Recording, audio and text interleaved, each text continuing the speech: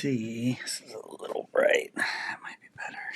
It's a little bright in here. Okay, that looks better. Oh, I think I'm live. Okay.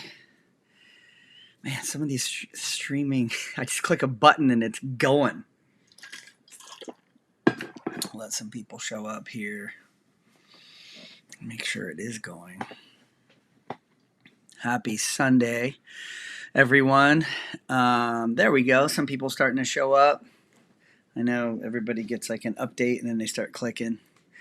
I think I'm on Mr. Popsit and Mr. Popsit Live. Sean Dennis. Hey, well, people are starting to show up. Melissa, Julie, Leah, Johan, Dylan, Elizabeth West. Hello, hello. Ooh, it goes quick. We go up to, I think, a couple hundred pretty fast. So I think I'm on, over 200. Mr. Popsit Live and Mr. Popsit simultaneously right now, doing a live. I'll see if how that works and if it works correctly, but we got kind of two different groups. But hello, happy Sunday, everybody. It's been a while. I have been so busy. First, I wanted to mention at the top here, the big giant cyst that I've been teasing for quite some time is done and going to be uploaded right after this live. So I did a little acne one, just a little blackhead that I helped somebody with this morning, but there's another one coming. So that is first things. Second, I just want to thank all of you and just what a great community we've kind of built on here. I know the popping communities have been around for a long time, but in particular, the people that tend to, send me comments and messages, just a great group of human beings. I mean, it's been really a joy that I didn't really even contemplate when I first started doing like a channel like that, to get to meet so many great people and to have them come out. I had a patient this last week fly in from Chicago for a simple visit and to get a picture. The nicest lady, if she's watching, hello. Just really cool to make those connections and to have people, know so much about what you do when you just meet them for the first time. It's pretty amazing. Also, I've had some people from New Mexico, Ohio, Colorado, Texas. Thank all of you for, choosing me to be your clinician. I know you have a lot of choices out there, and I really appreciate that. The other is I'm over 30 patients a day, in a little under a year. It is picking up the way that I thought would take maybe a year and a half or 2 years. So we're a little ahead of my expectations, which is a great problem to have. But as I get busier, the editing and just making the videos, all these things, it's a lot. But that's it's going up and up and up, and I couldn't be more excited. Trying to get as much sleep as I can, still work out, still edit, and be able to still bring you guys content, which is great. So a lot of people ask where I was, because I think this is the longest it's been since I uploaded a video in probably 4.5 or 5 years. I went almost 2 weeks. Usually I'm doing at least one a week. So what I was doing, I was at Fall Clinical Dermatology Conference. So, and I'll get to questions here at the end. I was just going to cover a couple things first, but Fall Clinical Dermatology Conference in Las Vegas. I know a lot of you that kind of follow me. I do go there every year, and a lot of people ask me about it and what it's like and what I do out there. And I will tell you, it's really made all the difference in my clinical path and in my career. I ran into David Myers, Dr. Derm on YouTube, which I know some of you watch. I'm going to post a picture. We got a picture together.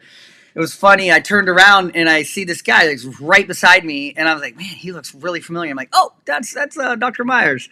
So I said hi, and we ended up talking like 40 minutes just about YouTube and about, clinical practice and how busy we are. And it's so nice to be able to talk with another YouTuber, because sometimes as a creator, you're just on an island, you're just doing your own thing. And unless you're in some message board or, you have time to kind of get together with these other people who do what you do, you really don't know what's happening, basically. If are their videos being suppressed or yellow iconed, and all the same things that have happened to me seems to be happening to everybody. So everybody that I've talked to, at least. But what a sweet, nice guy. I mean, just, if you see him in his videos, he just seems kind of funny and nice. That's exactly how he is. It was cool to meet him, because I have mentioned him in a couple lives before, and I've seen in the comments there's been something about me on there too. So it was kind of cool to make that connection. But I wanted to say to like nurse practitioners and physician associates or physician assistants, um, it's really, as far as like doing your due diligence, um, these medical doctors have residencies where they're doing years of their specialty, years of their specialty, getting taught by some of the best dermatologists or orthopedists, whatever their specialty is, the best in the world. And it's, as mid-level clinicians, a master's degree as a physician assistant, there are some specialty PA programs, but for the most part, they're based on like primary care and treating diabetes and things like that. We got very, very, very little dermatology teaching. So you really need to seek it out. Not only find somebody who's, if you want to be in dermatology, a great dermatologist that is willing to teach, which isn't always the easiest thing to do. If you really want to take yourself to the next level, if you really want to feel, that you could see a whole day or weeks and months and not really, look at something and be unsure about it. Like it takes years of that. I was extremely blessed and lucky to kind of choose 3 or 4 dermatologists in my first couple years that would share a hallway with me and literally like, hey, send their MA, go get Greg. He's got to see this. This is a really cool case.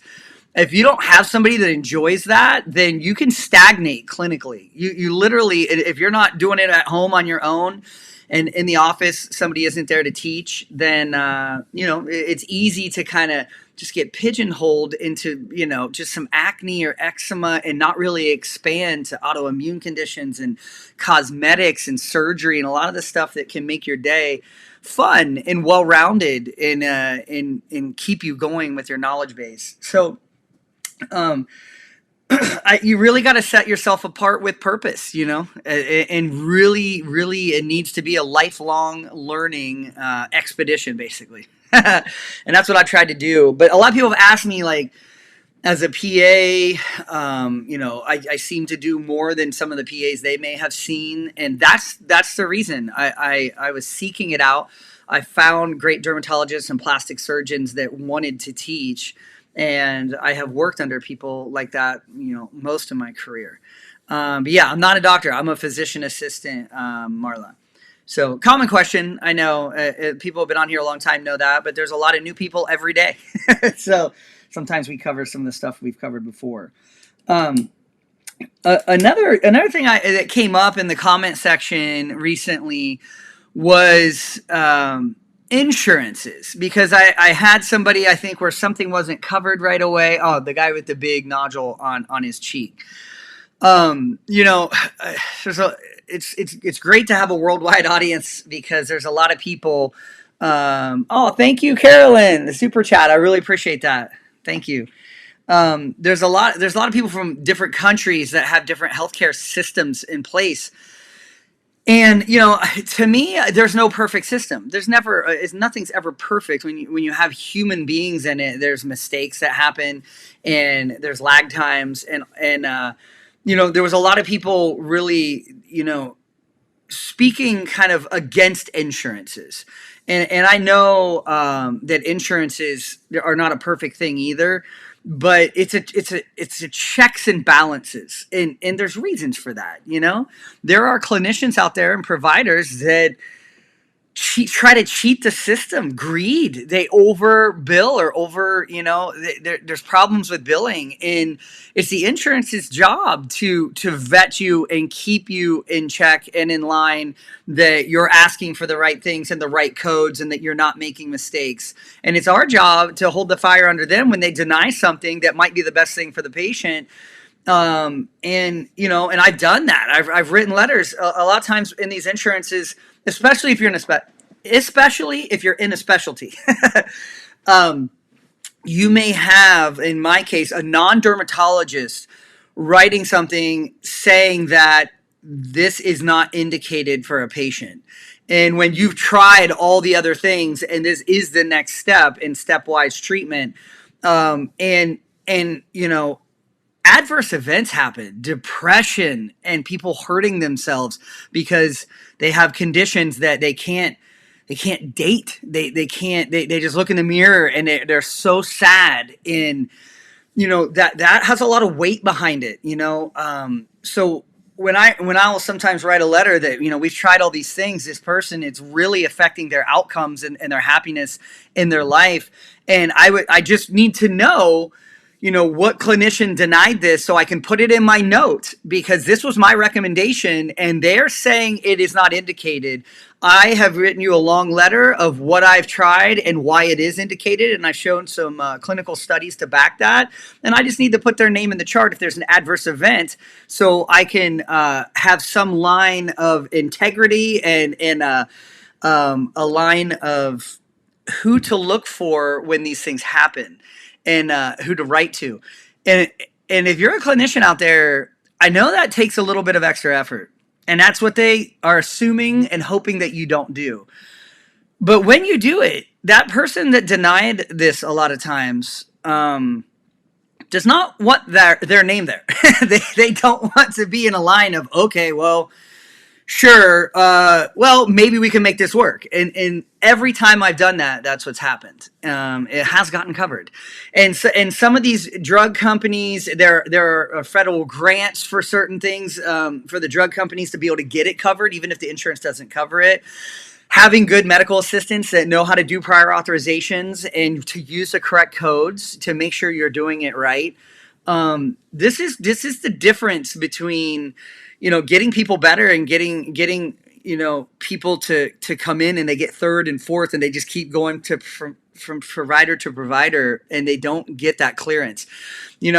It's an amazing time we're living in, with a lot of different specialties and a lot of medications that are coming out, and particularly for psoriasis and a lot of arthritis type conditions that also affect the skin, where they're the closest thing to a cure that's out there. I mean, we're getting 90 to 100% clearance, like 60 to 70% of the time, which is unheard of just 8 years ago, So, and more things are coming, and just getting more focused, and more money is being put into some of these conditions that, might not be deadly, but really affect people's lives. So, you know, insurances is who we have to deal with that. Now, the flip side, I talk with people in Canada and United Kingdom, and I talk with clinicians there too. And, their taxes may be higher and things are covered.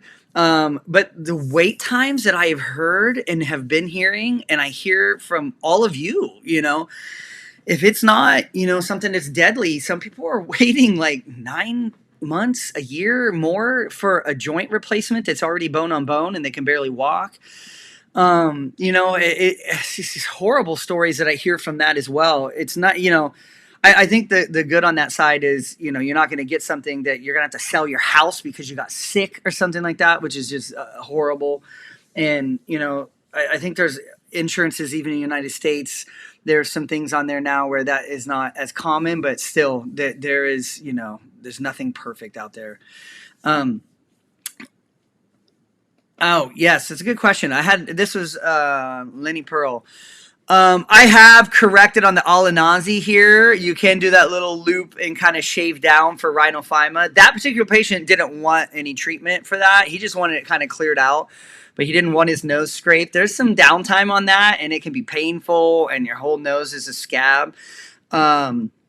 So it wasn't for him, but you can do that. But I have seen some people that have had it done, and I haven't done a lot of it. I've kind of corrected just some really lumpy parts, but to completely reshape the nose, You got to be careful. You go too far, there's a lot of problems. And I've had patients come in that have had it done, and their nose is scarred and lumpy. It wasn't done smoothly. So it's, when it's really big and you've got like these apples sitting there, those are actually, you can kind of cut those down. But it's when it's just lumpy, to get that smooth, you got to have a good hand. And you can damage the patient. So you want to be careful with that. Let's see. Oh, I've been a PA for 16 years. Jean Charles, 16 years. I graduated 2009.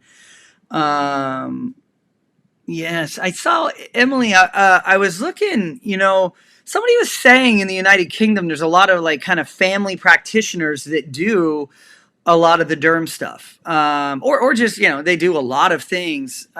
I'm not sure. I haven't actually met a dermatologist from there, but I know there are some derms in the United Kingdom. Maybe there's just not that many, but that would be interesting to find out.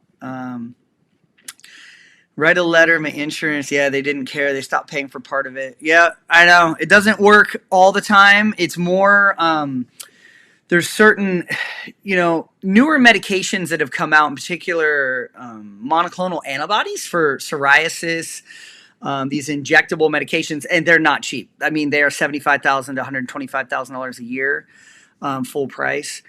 But they are kind of the last line. There's a lot of other things that people try, and they really, this is all that's left. And so when you're in that type of situation, when there's not a lot of other alternatives, I think sometimes the insurances can be backed into a corner, but not everything is like that. Sometimes they just flat out deny. Sometimes people just didn't pay for the part of their insurance to have medication coverage.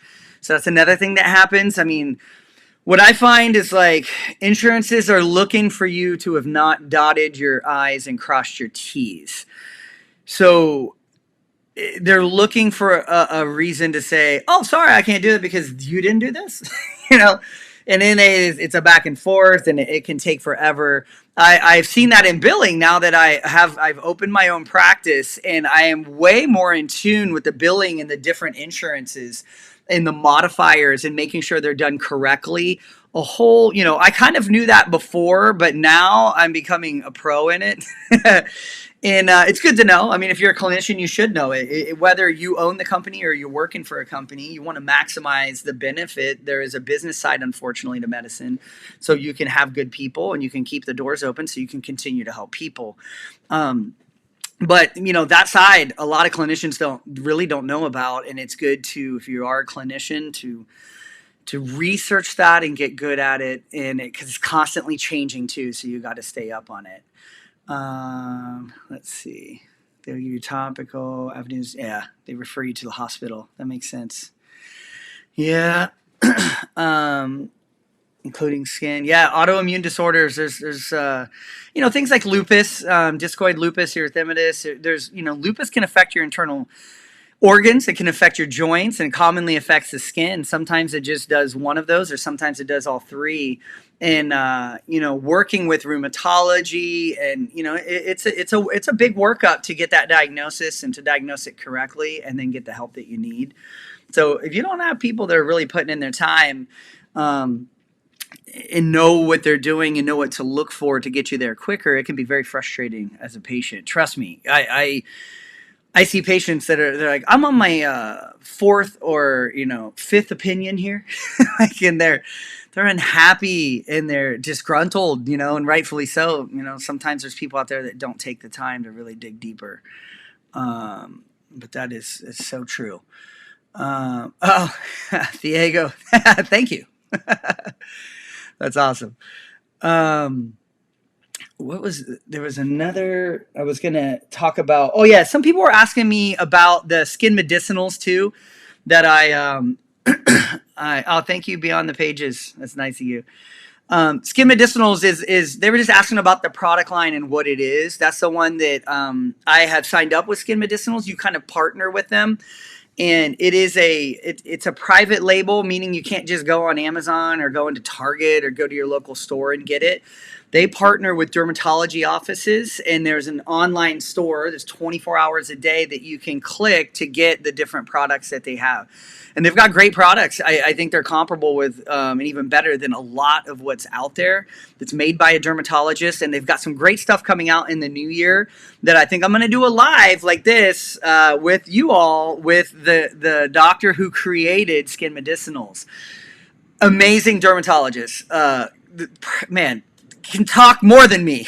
Like, we get together and our wives are like, okay, check. Can we? It's been 3 hours, 3.5 hour dinner. Just a great guy. I love people that, a true inquisitive mind, just truly wants to know and asks you questions and really cares about your answers. And it's a great thing. That's somebody who's always wanting to learn. And I have found people like that, when they go into something like he did, make great products because they can't stand, they never give up. They just like, can it be a little better? Can we do this? Like, I know he's one of those guys, because I'm one of those guys, or at least I try to be. Sometimes it's debilitating, but I'm always like, can we do it better? But it usually gets you to a great product or a great outcome. And that's will be coming in the new year with all of our time. I know he's a very busy guy too. But that once they have these new products coming out, that's the plan, to do a live with you and answer some questions about it. But I know there was a lot of new people, and they were asking me. I've got links in my videos. You can go to the online page. There's some anti-aging, vitamin C that helps lighten brown spots, the washes, the sunblock, and all that. But I just wanted to answer that because people were like unsure about what type of product line it was and where it was coming from. So let's see. Watch forwards. What can you do? Yeah, I mean, as far as a tight budget, and if you've got blackheads in large pores, some type of retinol or retinoid is if you're going to do one thing, that's what I would recommend. If you're in the United States, Differin over the counter, which is a Dapolene 0.1, which technically isn't a retinoid, but it acts just like one. It's going to reduce oil production. And it's the lowest strength out there, basically, is the over the counter one. But it's a good start. It's going to reduce oil, exfoliate dead skin. It's like microscopically getting a facial every day. Once you get into that rhythm of turning that skin over and opening the pores, you're not going to, have as much dead skin there to mix with the oil that you're making to make the comedones, the blackheads, and the plugs in the pore. So what time is it in Wales right now? I was wondering that, Julia. I spent a lot of time in the United Kingdom when I was years ago, but like 2004 to 2007. I toured with my band. You can see videos on YouTube. It's called Never Heard of It, or NHOI. You can see it on there. It's and there's a lot of we're playing in the United Kingdom on most of the videos that were there, because it was kind of a big tour to 5,000 to 10,000 people a night over there. It was pretty fun. But you can check that out. We played all the big you guys had these colleges, the halls. They're so big. And it was so fun. 8:30. That makes sense. All right. People were settling down after dinner over there. So the other thing, I know you guys know the guy, Jeff Butler. He's in Canada. He's kind of a bald guy, and he does a lot of cysts and stuff like that I do. I've seen some comments where he's kind of asked around, and there was a patient I saw that I think was a friend of his, actually, that was just down here. And he was asking a lot of questions, the same questions that I have for when I meet a YouTuber, and they're doing all the same things to him. They're just suppressing this type of content, unfortunately. And the suppression, as far as like ads, is so crazy. It's like 0.7 of 1%. You would think there'd be a middle ground, like maybe a 40% or something, like with the ads, and to be able to keep stuff going and be able to, pay for editors and all that. But yes, Amy Lynch, I am Irish. Galway and Cork County, I have family still over there. And I've been there when I was on tour in the United Kingdom. We just hopped over real quick and came back, but I want to go and see a lot more of it. It's beautiful over there, and the family that's still over there, it'd be great to meet them. But so fun. I think there was a question up here. Let me see if you guys had any other questions. Wait. Oh, yes. I was going to let you guys know. Wait till you see this cyst on the back of the neck. Somebody, when I posted the picture, they said that might be the biggest one I've seen on YouTube. I don't think it's the biggest one, but it's close to the biggest with local anesthesia. So I know there's been some people that have been, under general anesthesia that have had biggers that I've seen on there. And I know there's been some tumescent numbing, which is what Dr. Pimple Popper does a lot. So she will infuse with a saline bag, be able to get a much bigger area, but I don't have that. I don't do, I'm not working with liposuction or anything like that. So she's got some of the tools to kind of block a big area, and she's done some bigger, but with just local like numbing, this is a big one. It's coming. You're going to see it in the next hour. And, it was such a long surgery that I'm showing the first half, just removing it. And then the second one's coming in a day or two, just a closure. And then I'm going to do on here on Mr. Pops It Live in the next week, probably, his follow-ups. He had some follow-ups and kind of talk to you about what happens in the area, what risks are there when you do like a large removal in an interesting case. So he found me on YouTube and he drove a ways to come see me, which was so cool. Really nice guy. And he's been waiting for this video to be released. So it's about time. So we're going to be doing that. I know there's a couple questions. Pilonidal disease. Yeah, it's so pilonidal cysts and pilonidal sinus tracts are tough. You know, they're one of the few. I drain them a lot, but they're actually like a deep wedge. It kind of goes in and goes down deep, right at the gluteal cleft there. And you really need a general surgeon to go down and cut that and close it. And if you don't, there's hairs growing in there. It can be very tricky. I've had patients that have had 7 surgeries. Just getting the surgery isn't a guaranteed to, end everything or make it better. Some do, but they're just not easy. Some of them are a lot bigger. People try to do laser hair removal so they don't get as many ingrown hairs. But if they're small to medium, I've seen the surgeries do really well. And weight loss, the bigger you are, the more you're sweating, the more bacteria that gets in there. Carbohydrates and sugars play a part in inflammation as well. So reducing carbs and sugars can also be helpful. But yeah, Jeff Butler seems like a great guy. Carolyn, I see some of his videos pop up, and he's a teacher, man. I love his angle and where he comes from, and it's just great. I can tell he enjoys it, and it's fun to watch him. Closely should take care of the maintenance. Yes. Oh, cork. Ha, how cool. I will definitely. I also want to let you guys know I'm actually talking with an editor. I met one, and I'm talking because I've got like a ton of content. It's not that I don't have the content. I've been so darn busy. Doing it myself is getting tougher and tougher. So it's going to be coming. Which is great. Yeah, I saw that he's moving to a pay site, Patreon, I think. Yeah, I didn't get in this to do videos to make money. I did it to teach.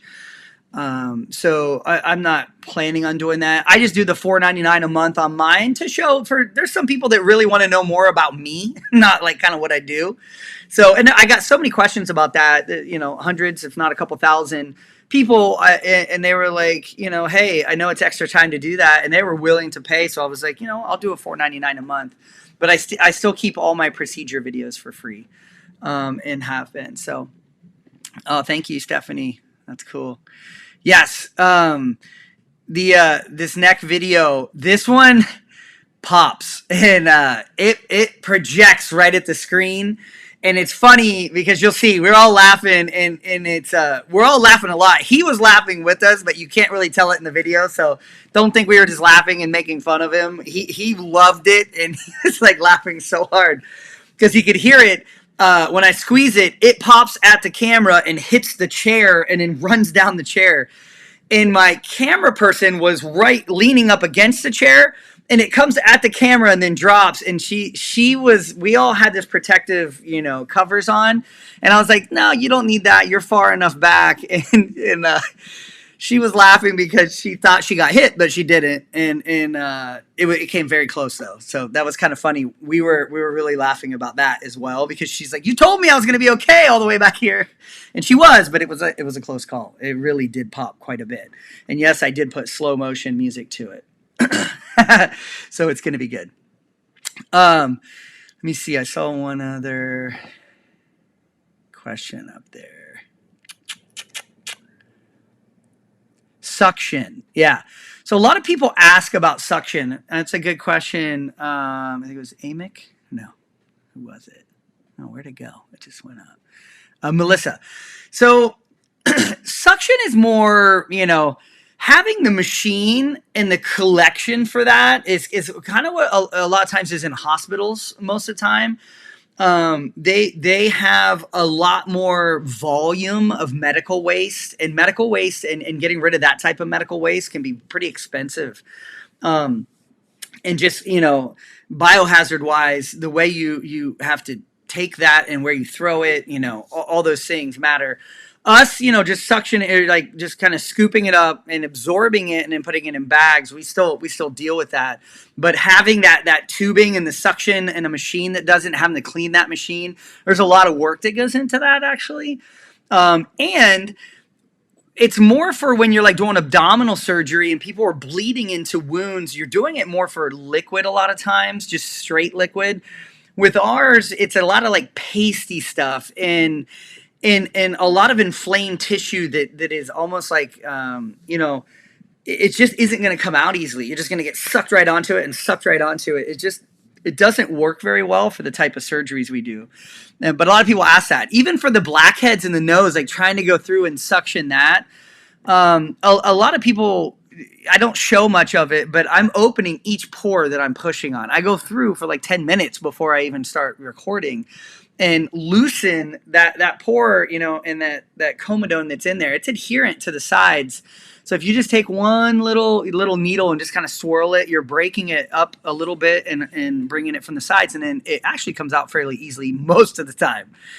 Except for that one. I don't know, you guys saw on the guy's nose 2 videos ago, the blackhead that almost beat me. I came at that thing a lot of different angles. And I wasn't trying to push him too hard because it was a little sensitive. I probably could have got it the first time if I pushed really hard, but it would have hurt him. But if you looked at it, it literally went down and hooked right at the bottom. And that's why it was so tough.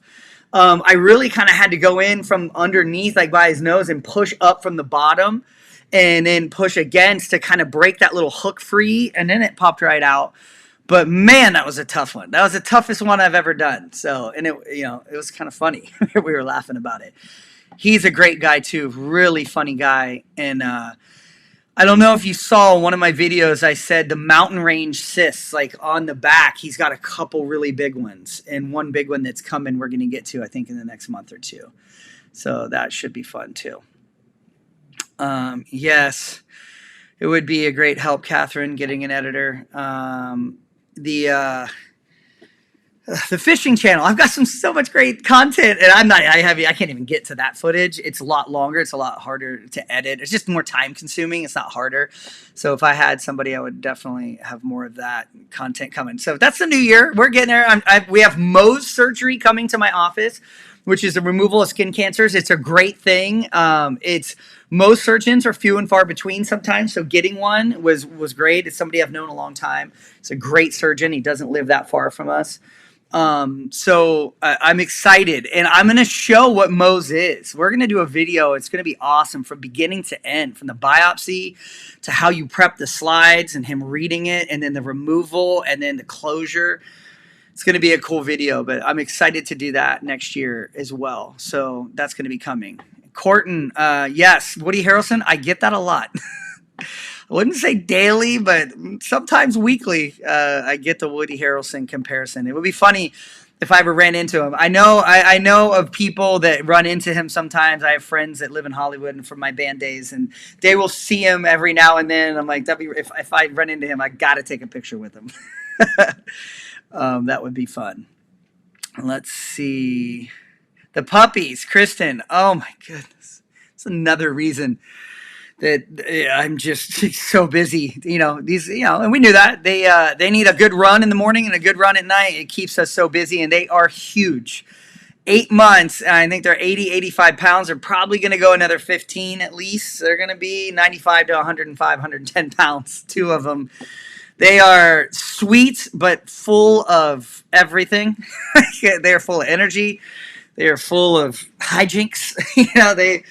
They're fun, but challenging. Just they're like having two more kids, man, and we already have 3 kids. So that was a lot to take on as I'm opening a business. But our friend's dog got pregnant. It was the timing. We were looking for it in the next 2 years, but it was just the timing that came up, and it was helping them out and us being able to get them. It was time, basically. So, yes, no problem, Jerry Maloney. I'm trying, yes, keeping them free. I mean, I don't know. It would feel weird charging for it when, I'm already go through insurance, and, patients just want to see their videos, and they're coming in. I think it's fun as long as they're patient that I can get to it. It takes time sometimes months for me to get to it, but yeah. Let's see. Clean. I would not want to clean that machine. You're not kidding. Yes. Sorry, I'm going back on some of the comments. 11 blades. No. Rachel, good question about the Vietnamese med spas. I get that question a lot, and I haven't answered it all that often, but I know there's a lot of people over there that are just trying to help. And when you do something over and over, even though they might not have a medical license, you start to kind of see what works best and what's easiest and what people don't say ouch on. And I think that they can fine tune. They got, nice tools that they're using. There's a lot of smoking over there, and smoking can lead to, a lot of comedones and blackheads just with the what it does to your sebum production and oil production. So it's a unique patient population, and I think it's a very underserved patient population in certain areas. So 11 blades done incorrectly can be very dangerous. You can hit it. They're like butter. They go in, they're super sharp, super thin. If you know how to use them, they are very effective. But if you go too deep, you definitely could hit a small artery or something. So you have to know what you're doing. But I think, you could, as long as you stay shallow, you're not going to do a whole lot of damage. And especially with the 11 blade is so thin, scarring is actually pretty minimal usually. Let's see. There's a couple other questions.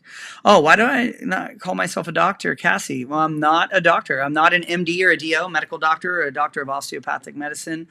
I do have a master's degree. It's a physician assistant studies. So it's a master's degree. There is a doctorate program for that, but going back to get 2 more years just to have a doctorate in physician assistant studies, if you're not teaching, it really does not change your vector or outcomes at all. It just gives you another thing to put at the end of your name, which, it wouldn't change what I do daily other than just give me more debt. Yes. Oh yeah, the wet and liquid stuff. Yes. Good question, Emily. If I could do anything else other than dermatology, what would it be? Probably ER.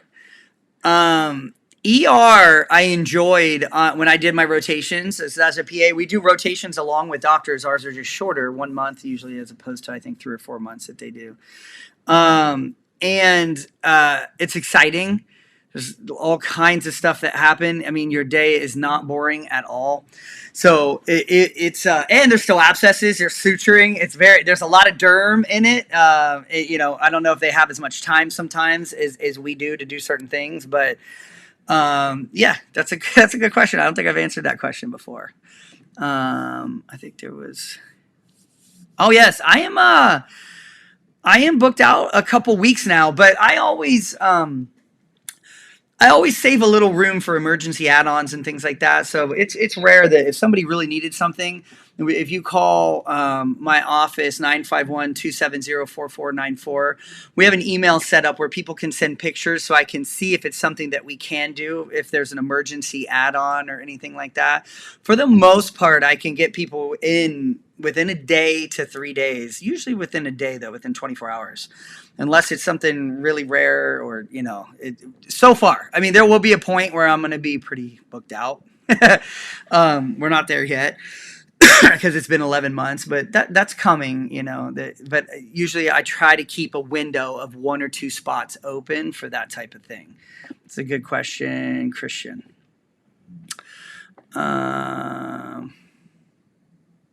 Yeah. What are the other types of blades? A 10, yes. I like the 11 blade because it's triangular tip. The 15 blade is what we usually use for just regular excisions, that just cutting the skin. And then there's a 10 blade that's kind of real wide and nice for like scraping. If you're going to do a KOH prep, to look for scabies or look for hyphae on tinea, a lot of people will use a 10 blade. And there are other blades, but outside of that, what we utilize, I mean, the 10, the 15, and 11 are pretty much what I stick to. Let's see. Baker's cyst, interesting. Somebody just asked me about that this week. The Baker's cyst, coming out of the back of the knee is there's a couple cysts a lot of times that in dermatology we do not fully remove. Pilonidal is one of them. The ganglion cysts of the wrists and of the knee, which is the Baker's cyst, which is a pooching out of the lining of the joint in that kind of viscous, clear gel that's in there. There's just, and on the knee and on the wrist, there's particularly on the side, there's a lot of tendons, nerves, and good sized vessels that need to be spread apart. And you want a specialist of that joint to do that. So that's usually orthopedics that are doing those. Going back to our master's, too much trouble. Yeah. Now with nursing, going to the nurse practitioner, I think there is, nurses can make great money and make a great living. Being a nurse practitioner, you're going to have a little bit more freedom and be able to write prescriptions. And, so, going to that master's degree from that can be beneficial. I know a lot of nurse practitioners are very happy that they made that choice. Let's see.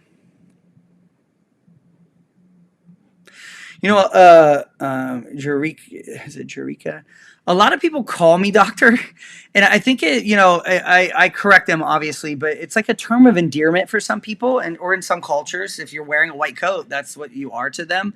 And I've even told them, they're like, "Well, I'm going to call you doctor." I'm like, "Okay," but online, there are certain laws. I have to be very careful of how I represent myself, and so I always say it online. It says Derm PA on my YouTube channel, so people know that I am a physician assistant. I'm still doing everything within the law with what I do. I've been trained in everything that I do and all the videos you see. But yes. Yeah. Do I biopsy in the office, cancerous lesions, like 10 to 20 a day? A lot of days? Peach doctor? Yes. I remove a ton of skin cancers. And, I always tell people, if you have something, this is just like, a lot of good questions. I'm going back and then trying to catch up, but I'm getting there. With skin cancers, if you have something that's black, obviously, we shouldn't have black stuff on our skin. If there's something black, you want to have somebody look at it, but also something that's not healing. So a bug bite, an ingrown hair, a pimple, 3 to 4, maybe 5 weeks, they're going to go away or reabsorb and kind of go down. If it's been 3 or 4 months, that's usually not a bug bite, ingrown hair, or a pimple. It's usually a precancer or a beginning cancer. And I have people come in all the time. They're like, "I've had this pimple here for 8 months." And I'm like, I don't know. Nobody's had a pimple that hasn't gone away. They can come back and come and go, but has been there 8 months? No. It's just not the way our body works. That inflammation, it would come to a head and it would pop and it would reabsorb. So when you keep getting like a scabbing area, it's usually a basal cell or squamous cell carcinoma. So that, if it's been that long, even 2 or 3 months, it's time to go see a medical professional for sure. Very, very important. Yeah, scabies. I just had a patient this week. It happens. Little tiny mites in the scabetic mite in the continental United States. It's one of the few things that live in our skin. Pediculosis or body lice will live and hold onto your hair and feed on your skin, but doesn't burrow into your skin. But down South America, larval migrants, bot fly larvae, there's a lot of things that can get in your skin that'll mess you up. So, it's kind of nice that there's not too many things that live in our skin up here, but boy, it can be an itchy mess when you do get it. For sure. Actually, finest portion. Yeah. Thanks, Deborah. Yeah, that Proteus mirabilis was a crazy case. I've had some MRSA this last month as well. Patients that come in, just some strange bacterial cases, some multi infections too, 3 or 4 pseudomonas, like people just getting into some bacteria. And they can be tricky, and sometimes we'll send to infectious disease. Sometimes they're trying to save the IV antibiotics, for the really tough stuff. But sometimes you need to give them 2 antibiotics and some topicals as well. But can definitely be tricky. Yeah. So Lane, good question. Man, so many good questions. Pore contents come out as encapsulated, while others are creamy or liquefied. So depending on what it is, really, but one thing that I find interesting is what you'll see in some of the cysts is sometimes they'll literally be ground into a paste, and then others have a liquid component and then big flaky chunks, and then others are totally dried out. And a lot of times it's the age of it and how much exposure to the air it has, but really where it's at, like under the arms and between the thighs. Constant movement. It's just a sack in there, just getting ground down, just like a cement, truck, just turning it and grinding it up. And so I find that interesting. I really do, because every cyst is different. Every amount of grinding and all the stuff that happens is different, and for each case, it's pretty cool. Let's see. Someone that was there. Necessary to clean. Yeah, shaving the area before surgery. Mrs. Pops it. She's with the kiddos right now, but we try to get a date on Sunday, so we are gonna have a little date. So that's always nice. You gotta keep it fresh. It's so easy when you both work and you got kids and you add 2 puppies to just get caught up. So we, try to meal prep for the week, everybody's lunches, and then we try to take 2 hours or so on Sunday nights to just get away on our own, even if it's just a short little boat ride or a walk or anything like that. When you're in a relationship, you gotta put the time in. You gotta make that time, because these things need to be watered just like a plant. So that's important. Shaving the area, I trim. So there's been some studies on that. When people use a blade, it can excoriate the skin. There's a higher risk of infection. So that's a common question. And I'll just trim it down. So let's keep going.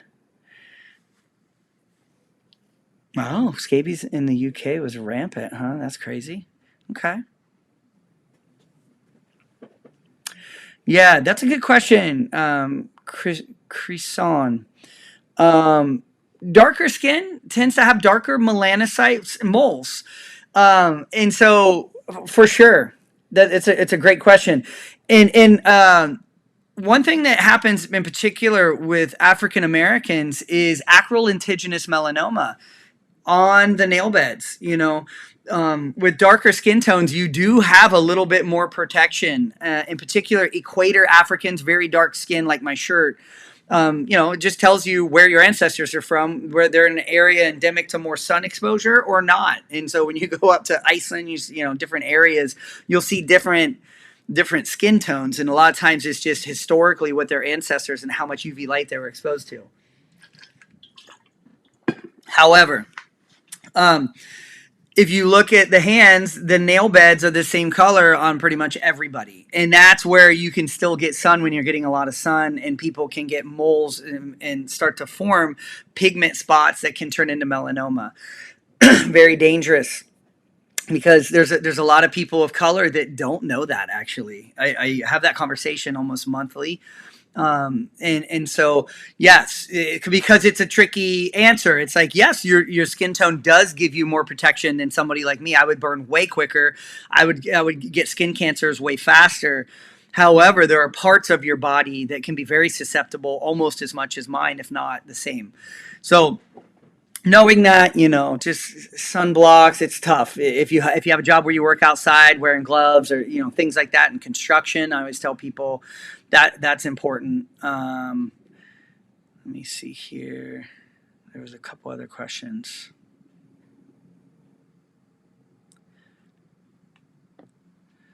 Oh, thank you. Yeah, I know. My last live, we were we were at the Chandelier Bar in Vegas, and man, it was nice. She came out towards the end of my conference, and we had a day and a half out there. My mom was watching the kids, and we were able to go out to a dinner, and we don't truly get away like that all that often anymore because we're so busy. But it's nice. It was so fun, and it was just fun to kind of catch up, and really we just want to sit by the pool and just relax because we're so busy. But we forced ourselves to go out. We're getting older. We used to go dancing all the time. We go to clubs when we were younger for the kids. It was fun. I mean, like a lot of people, I guess. But you gotta keep trying to get out there still. I felt a little old on the dance floor, but I still get down. I still get down for sure. Let's see here. Very cool. All right. I know we're on 50 minutes. I know there was a couple questions about, yes, I think it's Sienna. You know, Post-inflammatory hyperpigmentation, any type of trauma, once it heals, that red or pink is going to go to a dusky brown a lot of times, and sometimes it lasts months. It usually will go away completely, but if you keep breaking out, that cycle can go for years, and it seems like the brown spots will never go away. But if you can get somebody to stabilize your acne, it will. So that's good. Seems the way it's raised is normal. Starting to raise up. Oh, yeah. I think that was a birthmark you were talking about. Yeah, birthmarks, it's good to mole map. Take a picture, and so you can see the progression of it. It is common for young kids as they get a little older, and prepubescence and puberty, for their moles to actually darken a little bit and become puffy. But black, bleeding, scabbing, quick growth, that's not normal. So, seeing a medical professional for sure to see it is important if you had questions about that, because kids can get, they have spindle cells in their moles a lot of times, and they can get something called spitzoid atypia or spitzoid melanoma, which I have seen multiple of. And it can come up in kids, and it's a type of melanoma they can get. It's rare, but it happens. So being vigilant, staying on top of it, mapping it, looking for change, and then going in if you see it happening. So let's post this video. So I'm gonna get off. It's so great talking with all of you. My goal is actually on Mr. Pops It Live to try and do one live a week and get back to doing some topics about, a shorter video, maybe 15 to 20 minutes, about different derm conditions, and then answering questions about the videos of the week. So you heard it here. I'm going to try to hold myself to that, if at least every other week, but I want to start doing that because Mr. Pops It Live, I think, is around 50,000 subscribers on it. That is a fully monetized channel that I'm trying to get to help to get me to have an editor. So that will pay for the editor, which is cool because that's a monetized channel. It's pretty neat. So I'm going to try and feed that channel more. If you're not there, it's Mr. Pops It Live. Make sure to subscribe to that, and there's going to be some fun stuff on there. Also, the cyst I'm getting ready to show you right now, and I'm going to upload right now. I'm going to hit the next video will be in a day or two of his closure, and then Mr. Pops It Live probably next weekend. I'm going to show you his 2-week, 6-week, and I think 4-month follow-up, and you'll be able to see how he healed and what happened to his site as it healed, which is interesting. So, okay. Thank you guys for the support. You're awesome. Thanks for popping by, and have a great Sunday. We'll see ya.